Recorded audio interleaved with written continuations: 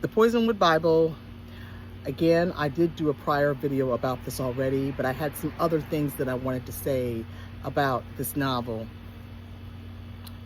I wanted to talk a little bit about the narrators of this story, because you have 4 sisters, and then you have the mom. Another main character is the dad, Nathan, but Nathan is not one of the narrators. Now, the mom, her name is Orleana, and she has a point of view in this novel, and she has married Nathan. When she married Nathan, she really wasn't in love with him, because you kind of read a little bit about their history later on in the book. It seemed more of as if she married him because he was there, and she kind of felt that she needed to get married, and she was kind of pushed into it by a relative. So their marriage doesn't seem to be thriving with love. It just seems like Nathan is very overbearing. He's a pastor, and he's just focused on his congregation totally. He doesn't care about his family. Just taking care of them is something that's foreign to him, because he feels that he's just supposed to like find souls for God. So Orleana is very miserable, and plus she has 4 girls to take care of pretty much alone, because this group of this whole family, they're in the Congo in Africa, and the village where they live, it's very remote and there's nothing there. The only connection they have with the outside world is there's a pilot that brought them to the village, and and also brings the few supplies to the village. And he's kind of a crooked pilot, so he seems to be their only real connection with the outside world. So they're kind of stuck there, and then something happens and they're stuck there even more. I don't want to tell you what happens because I don't want to give away that much of the book. So Orleana is basically on her own trying to raise 4 girls in this African village. And like I said, the villagers don't have anything. I mean, they live hand to mouth. They don't even have clothes for the most part. I mean, the few clothes that they do have, a lot of them are like donated by like church people that come as missionaries through the village. So they're used to doing without. And the other narrators are Rachel. Rachel's the oldest of the children, and she is the most arrogant, self-centered out of all 4 sisters. And living in the Congo is really, she finds it very distasteful, and justifyingly so, because I don't think I could leave the comforts of living in the States to go and live there, because you give up everything and go and live there for such an extended period of time. Like, I could see doing something like that for like a week. Let's say if there's a certain project or something that needed to be done within like a week or so, and they needed you to give up your life here to go and help out. I could see myself maybe doing that, but not to live there for years and years with very little connection with other Americans.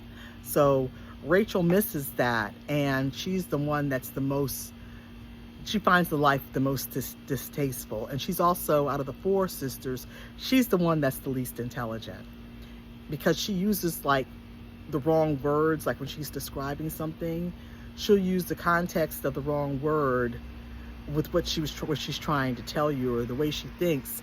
It's just kind of like off-putting because she's not very smart. And then we have Leah and Ada.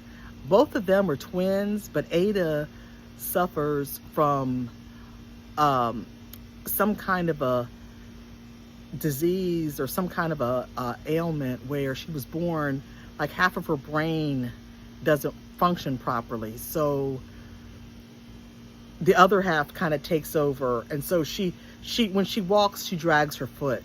She doesn't walk like the way most people walk. She kind of drags her foot, and I think her hand kind of drags a little bit because that half of her brain doesn't function properly.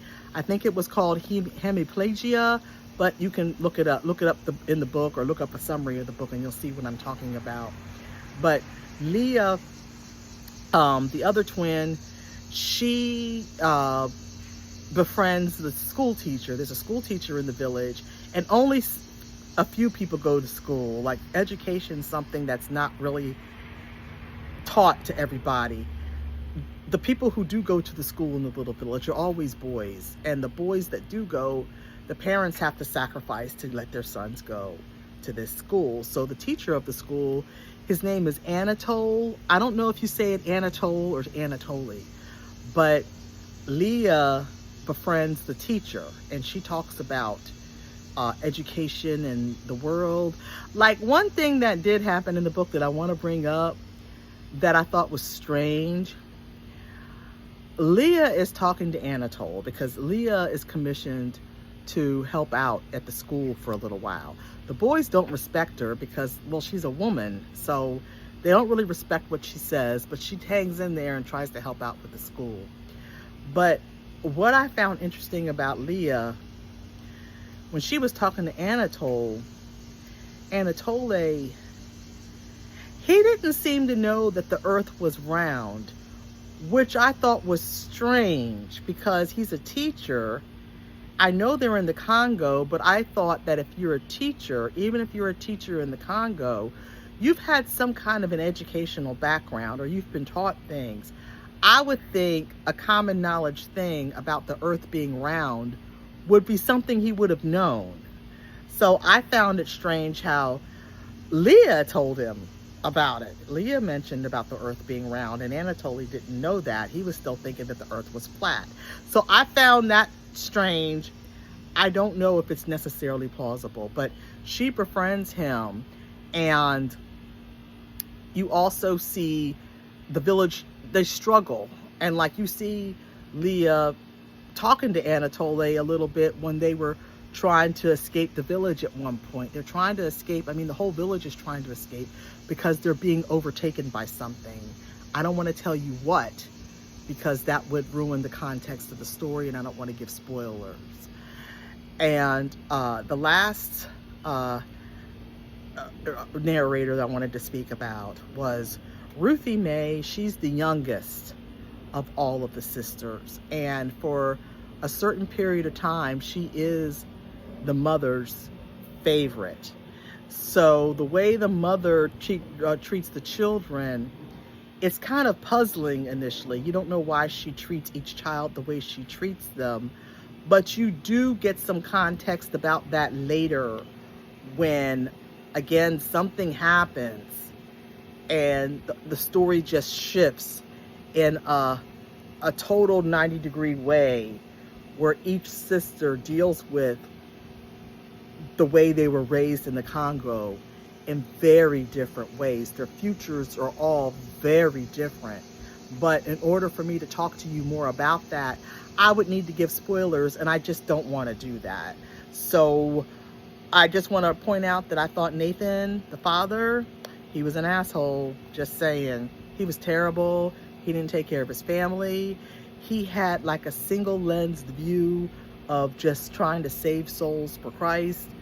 And he seemed like he just focused on the Bible, but you need to take care of your family. I mean, that is not biblical to just ignore your family who could be starving, hungry, or even sick.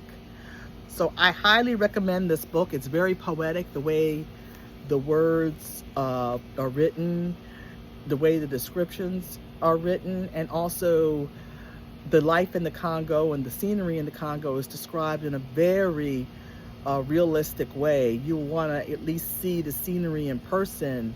Like, reading this book will make you want to see the Congo in person. So I highly recommend this book. And and another thing I wanted to say, and when I talk about historicals, be sure to check out mine. I forgot to bring them outside for you to see, but the covers are up here. The Baker's Bride, The Doctor's Bride, and The Blacksmith's Bride. All three historicals, check them out. The first two have already been published, and they've had hundreds of 5-star ratings and reviews. So check them out. The covers are up there. Check out the reviews online. They're very easy to find. And read them on your Kindle, or you can also get them in hardcover. Not hardcover, you can get them in paperback and audiobook as well. Thanks for listening, and have a wonderful day.